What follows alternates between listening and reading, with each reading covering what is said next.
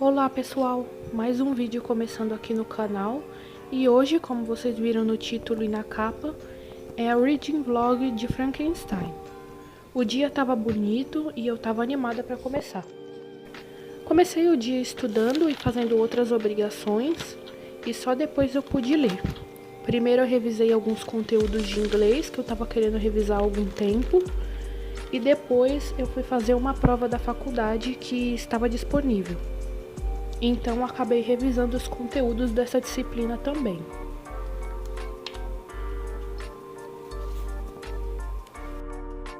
A leitura de hoje é Frankenstein, que também é uma releitura igual eu fiz a de Coraline.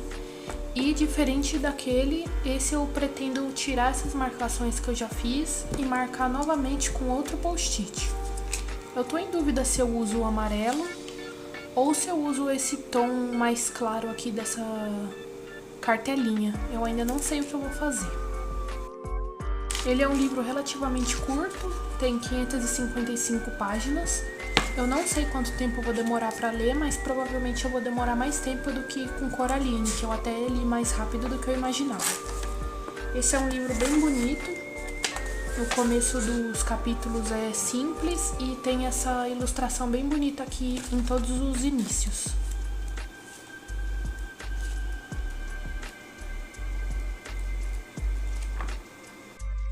Eu decidi começar com o amarelo mesmo e caso o amarelo acabe eu uso a outra cartela que eu mostrei pra vocês. Então eu vou usar esse tom aqui. Terminei o meu período de leitura agora e já fiz muitas novas marcações. Eu tirei só 3 dos post-its que eu tinha colocado antes, mas agora eu tô achando mais coisas interessantes pra marcar. O livro inicia com as cartas de um futuro amigo do Victor Frankenstein, que explica que encontrou ele em um lugar remoto e que ele gostaria de contar a história de vida dele para esse homem. Então só depois dessas cartas que o livro realmente começa com os capítulos normais.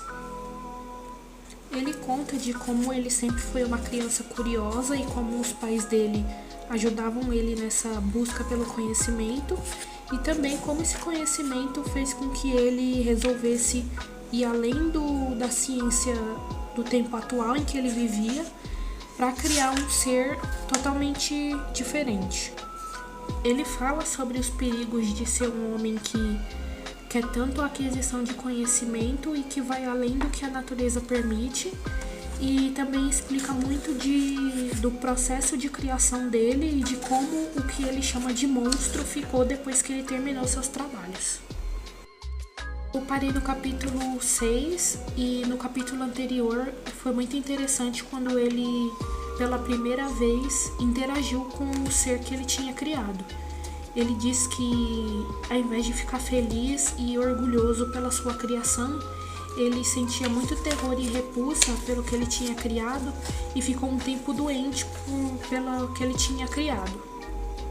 Eu escolhi o marcador de Como Se Fôssemos Vilões para marcar esse livro, já que ele não tem algum, e eu não sei se eu vou ler ele durante a noite, porque essa noite eu pretendo assistir Coraline. Durante a noite, mesmo que meu plano tenha sido assistir Coraline, eu ainda separei um tempinho para ler mais um pouco de Frankenstein. A minha meta era a página 115, mas nesse dia eu consegui chegar até a página 91, que para mim já estava bom. Eu já tinha feito um bom progresso mesmo assistindo o filme à noite.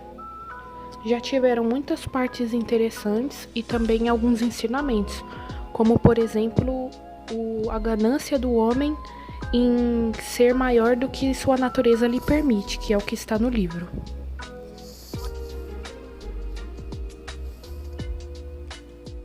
Hoje de manhã estava bem quente, mas agora o tempo já melhorou um pouco e esse clima me deixa ainda mais animada para continuar minha leitura de Frankenstein. Como eu mostrei para vocês, na noite de ontem eu parei na página 91 e não li mais porque eu assisti o filme de Coraline, porque eu tinha feito a leitura anteontem. Então hoje eu vou continuar minha leitura a partir da página 91. Vamos ver até onde eu vou conseguir chegar.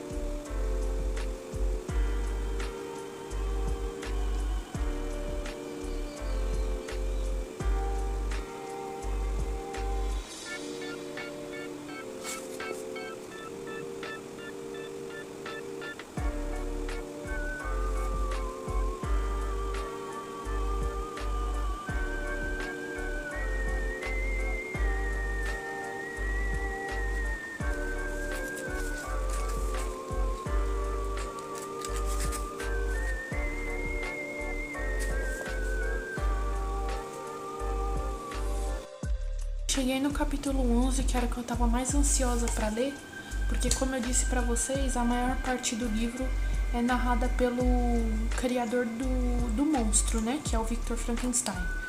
E aí, no capítulo 10, ele encontra um monstro de novo, e o monstro pede pra ele que ele escute a história dele e ele vai explicar o porquê que ele se tornou mal. E eu lembro que na primeira vez que eu li esse livro, eu fiquei interessada mais nessa parte do que em qualquer outra, então eu estava ansiosa para chegar nesse capítulo 11. No período da tarde eu li da página 91 até a 155 e, como eu disse para vocês, uma das melhores partes aconteceu agora. Nela, o monstro fala sobre a sua vida depois que Frankenstein criou ele e fugiu da sua responsabilidade. Eu gosto tanto dessa parte porque nos faz refletir muito sobre a vida humana e sobre outros temas. Me fez refletir sobre o julgamento, sobre a gratidão, sobre a importância da bondade e do respeito, sobre como o conhecimento pode acabar nos tirando as esperanças sobre alguns temas e também sobre como a gente tem responsabilidade sobre as coisas que a gente produz e faz. Minha meta do dia é a página 191 e eu vou ler na parte da noite. As marcações aumentaram bastante e por isso eu já tô quase terminando com o post-it amarelo. Provavelmente eu vou ter que pegar outra cor para marcar o resto do livro. Na noite do segundo dia de leitura, a minha meta era a página 191, mas eu fui além e parei na 203. Eu continuo marcando muitas coisas e aproveitando muito a leitura, mas agora eu tive que trocar a cor do post-it porque o amarelo acabou, eu acho que eu mostrei pra vocês. Não é tanta diferença, então quando fecha o livro não dá pra ver tanto essa mudança de tom, o que pra mim é ótimo.